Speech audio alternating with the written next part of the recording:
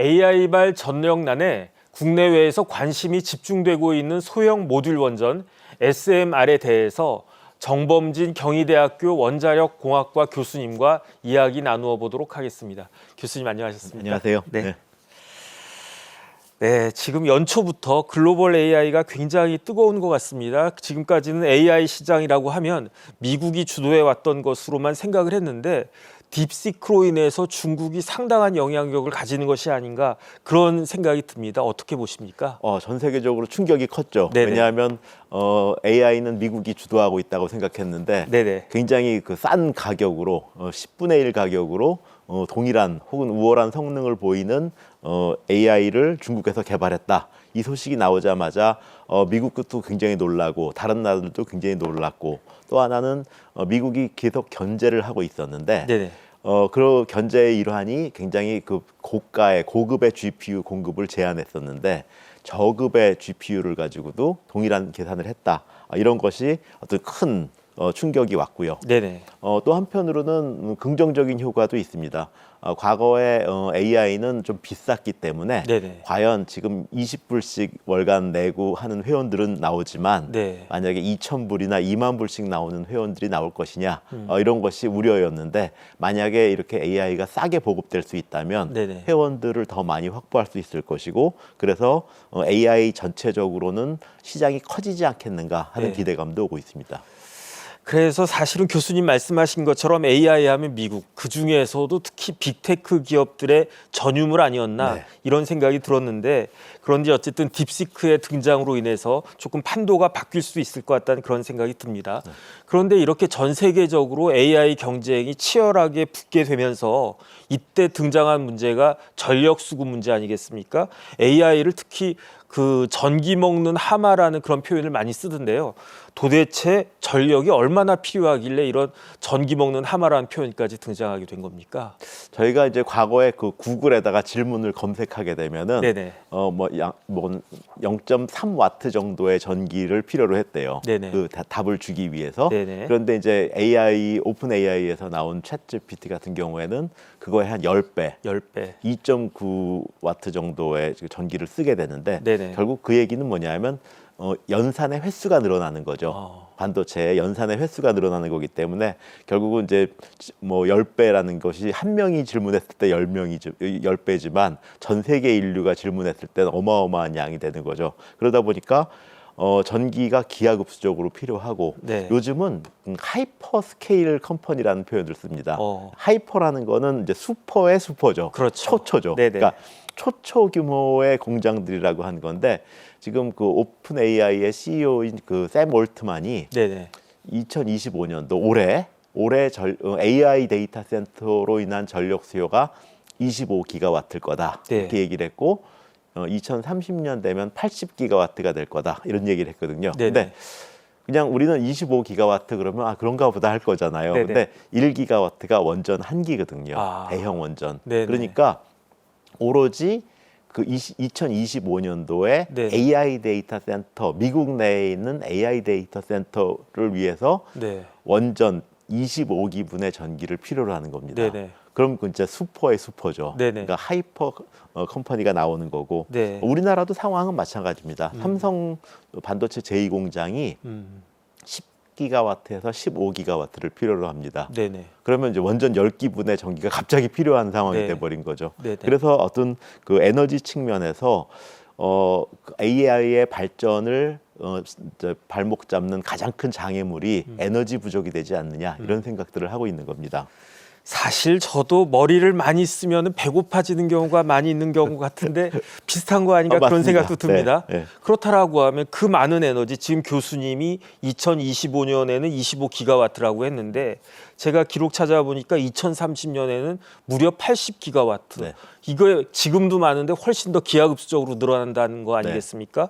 그러면 그 많은 에너지를 어디에서 어떻게 얻을 수 있다는 겁니까? 사실 그동안 미국은 그 제조업을 포기를 했었죠. 네네. 그리고 이제 제조업을 제3국으로 넘기고 에너지를 덜 소비하는 산업으로 전환을 했었는데 지금 트럼프 대통령의 생각은 미국 제조업을 부활하겠다는 것이고요. 네네. 그다음에 그 AI 쪽에 리더십도 가지겠다라는 것이 그 트럼프 대통령의 생각인데 그러다 보면은 에너지가 갑자기 필요하게 된 거죠. 그러다 보니까 대통령 취임하자마자 미국의 에너지 위기, 에너지 크라이시스를 발표를 하고 우린 지금 에너지원을 개발하겠다. 그다음에 제조업 강국이 되기 위해서는 무조건 전기값이 싸야만 하거든요. 네네. 그러다 보니까 저희가 그 예상하고 있는 거로는 미국이 가지고 있는 셰일가스라든지 석유라든지 이런 것들을 채굴을 해서 그걸로 값싼 전기를 만들겠다 하는 것이고 미국 내에서도 재생에너지 전기는 굉장히 비싼 편에 속하거든요. 네네. 그래서 이제 재생에너지는 아마도 트럼프 정부에서는 인기를 못 받게 될 것이다 하는 것이고요. 또 다른 측면에서 그 AI 데이터 센터를 유지를 하려고 그러면 전기의 품질이 매우 좋아야 합니다. 그래서 안정적이어야 되고 또 탄력적이어야 하는데 모든 제조업은 특히 첨단 제조업의 경우에는 전기의 품질이 굉장히 좋아야 되거든요. 네네. 그러다 보니까 재생에너지 전기는 이제 바람이 불었다 안 불었다, 햇볕이 쬐었다 안 쬐었다 하면서 이제 출렁거리는 것이 심하기 때문에 아마도 그 지금 트럼프 대통령이 목적하고 있는 그 AI의 리더십이라든지 제조업 강국에는 재생에너지가 좀 어렵지 않나 싶은 생각입니다. 네. 그래서 저는 사실 이해가 되지 않았던 게 미국 같은 나라에서 무슨 에너지 위기냐 이렇게 생각을 했었는데 지금 교수님 말씀하신 거 들어보니까 트럼프가 에너지 위기를 선언한 배경에 이런 것이 있었구나 그런 생각이 듭니다. 그런데 결국은 목마른 사람이 우물을 파는 거잖아요. 가장 필요한 사람이 필요한 기업들이 미국의 이른바 빅테크 기업들이니까 그러니까 미국의 빅테크 기업들이 그렇게 SMR 투자에 굉장히 공을 들이고 있는 것이다. 이렇게 보면 되겠습니까? 예. 그 사실 지금의 상황은 네네. 평상시 우리가 생각하고 있는 거랑 완전히 다른 상황입니다. 예컨대 제가 무슨 용인에 공장을 하나 만든다. 그랬을 때 공장 잘 만들어서 제품을 어떻게 잘 만들면 되느냐 이걸 고민하면 되지 그때 전기를 어떻게 공급할까 네네. 이걸 고민해야 될 이유가 없거든요. 네네. 근데 문제는 아까 말씀드린 것처럼 그 하이퍼 스케일의 경우에는 예컨대 우리가 갑자기 원전 10기나 20기가 들어가는 공장을 만들어 놓고 한국전력한테 전기를 공급해 내시오 네네. 라고 주장할 수가 없는 거잖아요. 그렇죠. 그러다 보니까 그 미국 DOE에서 네네. 작년에 이렇게 막대한 전기를 요구하는 어떤 회사는 자구책을 만들어라. 스스로. 예, 네네. 이런 주문을 했습니다. 네네. 그 얘기는 뭐냐면 이제 그 회사 만드는 공장에서 공장만 잘 만들면 되는 것이 아니라 네. 거기 필요한 전기 걱정도 같이 하라라는 주문을 한 거거든요. 네네. 그러다 보니까 이제 빅테크 기업에서 그동안은 그 자기 빅테크 개발만 열심히 했지만 전기를 어떻게 끌어올 것이냐 이 네. 고민을 하게 됐고 네네. 그러다 보니까 이번에는 어떤 문제가 생겼냐면 이제 PPA라 그래서 개별 발전 회사랑 직접 계약을 하게 됩니다. 네네. 그래서 이제 미리 선점을 해놓는 거죠. 네. 그래서 이제 그 미리 선점을 해놓는 것. 그러니까 입도 선매 같죠. 그렇죠. 네네. 이제 그것도 안 되면 이제 자기네가 그 발전소를 돌려야 되는데 네네. 사실을 발전소를 돌리고 싶어 하진 않거든요. 네. 그러다 보니까 그 뭐 SMR이나 이런 발전을 하는 그 업자들과 직접 구매 계약을 하게 되는데 지금 최근에 나온 뉴스는 그 TMI 1호기가 있어요. 네. 이제 옛날에 1979년도에 사고 났던 원전은 TMI 2호기거든요. 근데 그 옆에 있는 TMI 1호기를 네. 이제 지금 경제성도 나쁘고 해가지고 세워놨던 건데 그걸 갖다가 고쳐가지고 다시 가동하겠다는 거예요. 네네. 근데 그 다시 고쳐가지고 가동하게 되면은 전력 단가가 메가와트 시당 $100 정도예요. 그러면 미국 내에 보통 전력 가격의 2배거든요. 네네. 그럼에도 불구하고 그 전기를 마이크로소프트가 샀쓰겠다라고 네. 장기 계약을 했어요. 그만큼 지금 빅테크 기업은 가격이 문제가 아니고 전력 양 자체가 부족하기 때문에 네네. 어쩔 수 없이 그 뭐 직접 나서고 있는 상황이다. 네네. 지금 말씀하신 대로 그 목마른 사람이 우물 파는 심정으로 네네. 그냥 비싼 전기라도 안정적이고 전기의 품질만 좋다면 그냥 구매하는 상황이 되었다. 이렇게 볼 수 있습니다. 그래서 갑자기 드는 생각이 그럼 우리나라도 전기요금 올라가는 거 아닌가 그런 걱정이 될 수도 있을 것 같습니다. 그러면 그렇죠. 지금 삼성전자의 제2반도체 공장이 10기가와트에서 15기가와트, 원전 15기분 정도의 전기를 갑자기 필요하게 되고요. 네네. SK 하이닉스의 제2공장도 7.5기가와트, 한 원전 8기분의 전기를 갑자기 필요한 상황이 됐거든요. 네네. 그렇게 이제 우리나라에서도 그 하이퍼 스케일 컴퍼니가 나오는 것이고, 또 이 회사들은 사실은 그 우리 국가적인 어떤 수출을 선도하고 있는 거기 때문에 네. 지원을 안 할 수가 없는 상황이죠. 그렇죠. 그래서 어떤 산업부가 전력 수급 계획을 수립하는 데 있어서도 이들 공장에 대한 어떤 공급 방안을 만들 필요가 있고요. 또 하나는 이런 뭐 안 된다 그러면 어떤 제도적인 개선을 통해서 자가 발전을 좀 할 수 있게 한다거나 이런 것들도 필요하고, 저희도 굉장히 그 어떤 기술이라는 게 하도 점핑을 빨리빨리 하고 있기 때문에 네네. 그거에 대한 대비를 해야 됩니다. 특히 이제 인프라 같은 경우에는 이제 전기가 필요하다고 해서 갑자기 질 수가 없거든요. 예컨대 지금 빅테크 컴퍼니는 당장 전기를 필요로 하는데 네. 원하는 SMR은 한 5, 6년 있어야 나오거든요. 네. 그러다 보니까 그 기존의 오래된 발전소를 고쳐가지고 1, 2년 만에 가동하는 그런 방식을 택할 수밖에 없는 겁니다. 네. 지금 교수님 SMR 말씀을 해주셨는데 SMR이 스몰 모듈러 리액터의 준말 아니겠습니까? 그런데 그 준말을 다 들어도 뭐가 뭔지 전 잘 모르겠거든요. 네. 그러니까 SMR이 구체적으로 어떤 것인지 조금 네. 자세하게 설명해 주시면 좋을 것 같습니다. 우선 이제 그 탄생의 배경이 네네. 미국 내에서 대형 원전 건설을 못 하게 됐습니다. 그러니까 최근에 이제 그 보글 3, 4호기라는 그 원자력 발전소를 졌어요. 네네. 한 40년 동안 원자력 발전소를 안 짓다가 보글 3, 4호기랑 서머 2, 3호기 이렇게 4기를 지었는데 네네. 짓는 과정에서 한 7년 정도 공기 지연이 발생을 했습니다. 그리고 보글 3, 4호기는 지었는데 네. 서머 2, 3호기는 그냥 짓다 말아버렸어요. 포기를 해버렸어요. 가격도 이제 우리나라 원전에 비해서 한 3배 정도 비싸졌고, 그 얘기는 뭐냐 하면 미국 내에서 원자력 발전소 건설 유경험한 건설 회사가 없다 네. 하는 것이고, 그 다음에 그 공급망이 무너졌다 하는 것입니다. 그래서 원자력이 필요는 한데 질 수 없는 상황이 되다 보니까 그러면 건설 경쟁력이 나쁜 거니까 공장에서 다 만들어 와서 현장에서는 딱 갖다 꼽기만 하면 어떠냐. 네네. 그래서 나온 게 모듈 개념입니다. 네, 모듈. 그러니까 네네. 공장에서 다 조립해 갖고 와서 네네. 현장에서 꼽겠다. 네네. 그리고 또 하나는 이제 대형 원전은 뭐 기피하는 사람들도 있고 뭐 위험성에 대해서 생각하는 사람도 있고, 가장 문제는 이제 원자력 발전소가 있으면 그 주변에 한 뭐 얼마 정도는 사람을 못 살게 하는 그런 영역들이 필요하거든요. 그렇죠. 그러다 보니까 어떻게 하면 그 영역을 좀 좁게 만들 거냐. 네네. 그래서 이제 작은 원자로를 만들자. 그래서 이제 스몰 하고 모듈라가 된 겁니다. 네네. 그래서 이제 그런 원자력 발전소는 일단 보급하기가 쉽고, 그 다음에 수요지 근처에 갖다 놓을 수 있기 때문에 또 건설하는데 빨리 만들 수 있고요. 지금 예컨대 지금 두산에서 누스케일 원자로를 만들고 있는데요. 네네. SMR인데 네네. 한 달에 하나씩 만들 수 있어요. 그 정도로 이제 빨리 보급할 수 있는 장점이 있기 때문에 네네. 지금 대형 원전은 건설하는데 불확실성도 크고 네네. 하다 보니까 미국은 SMR에 집중하고 있습니다. 네, 그와 같은 장점이 있는 거군요. 네.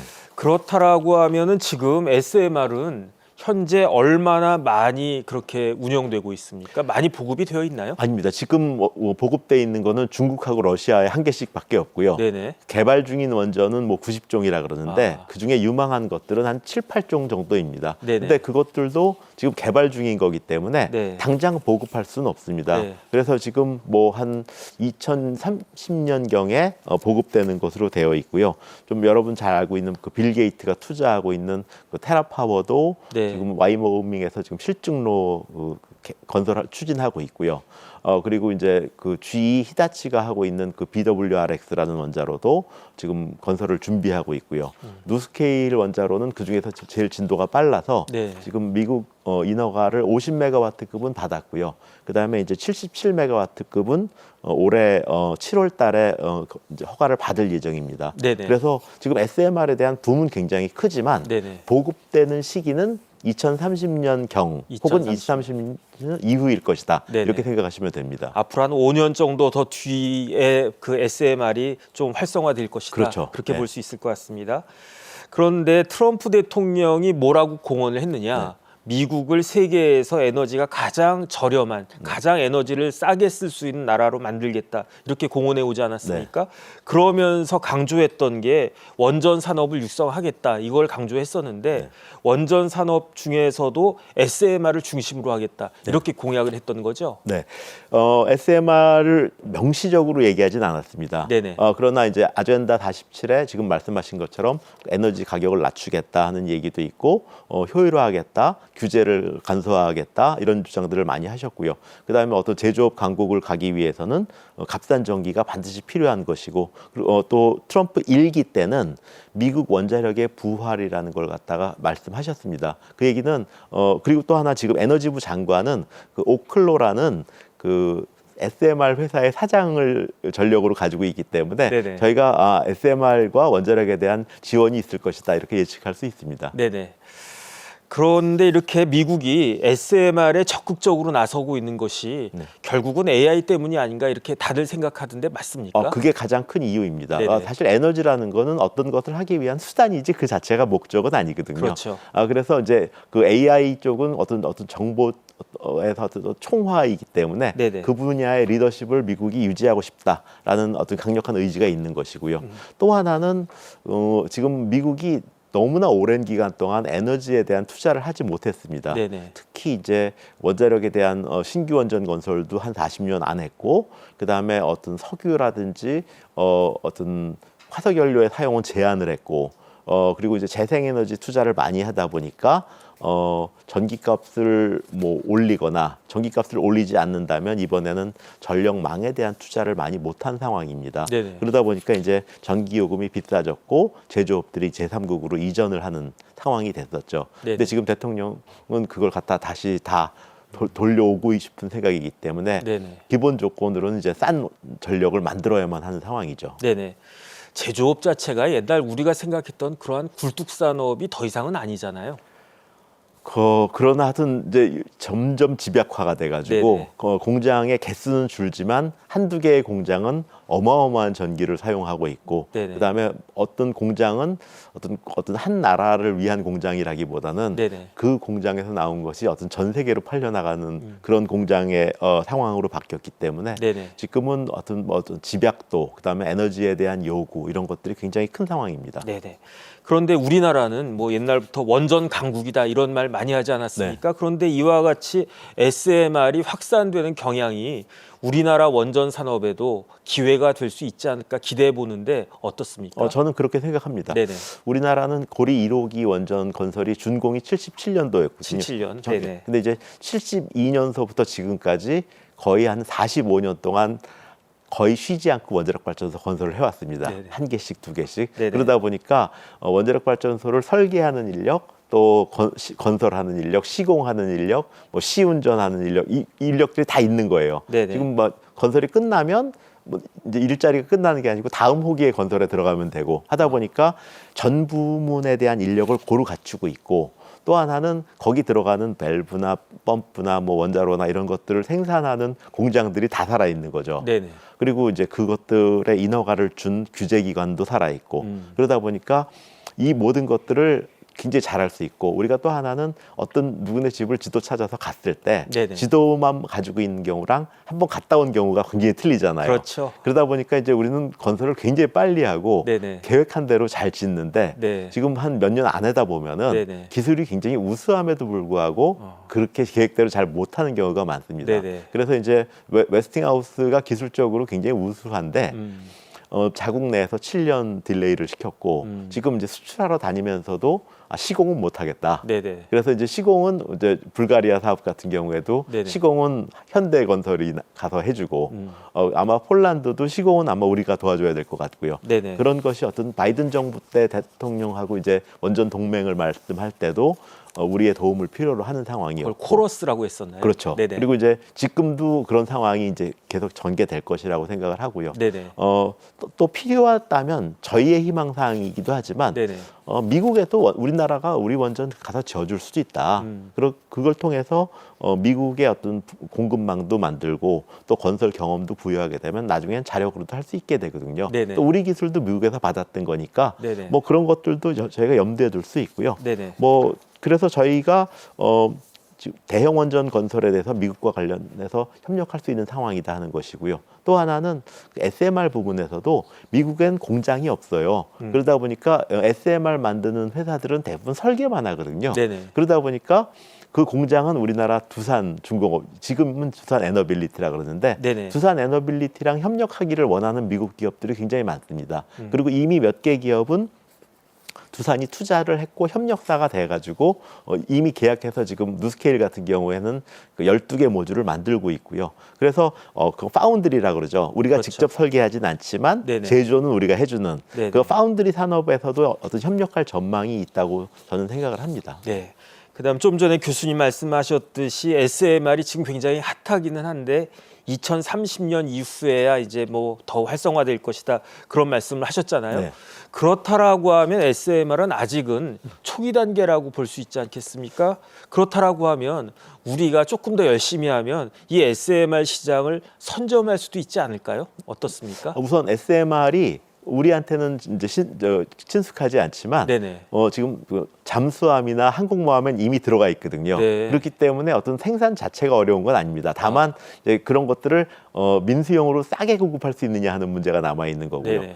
우리나라가 사실은 뒤늦은 게 아니고 너무 빨랐습니다. 그러니까 우리나라가 스마트라는 SMR을 만들어서 2012년에 규제기관에 허가를 받은 적이 있어요. 우리나라가 빨리빨리 했었군요. 네, 근데 너무 빨랐기 때문에 네네. 그 당시에는 그 SMR을 위한 규제가 없어가지고 네. 대형 원전에 대한 규제에 따라서 만들다 보니까 이 원래 아이디어는 지금이랑 또 아주 좋았는데 네네. 점점 커져 버렸어요. 그래갖고 지금 이제 지금 우리 새 규제에 맞춰가지고 이제 새로 원자로를 만들고 있는 거는 조금 늦었죠. 네네. 왜냐하면 뭐 탈원전 정책도 있고 했기 때문에. 네네. 그렇지만 우리나라는 말씀드린 것처럼 전 분야의 인력이 다 살아있기 때문에 금방 따라잡을 수 있을 거라고 생각합니다. 네, 그러면 SMR이 우리나라의 먹거리가 될 수가 있겠다. 그렇게 한번 기대를 해보겠습니다. 가장 큰 먹거리는 대형 원전이고요. 대형 원전이고. 그다음에 어떤 상품군의 하나로서 네네. 우리 자체 SMR을 보유하고 있는 것도 필요하다고 봅니다. 네.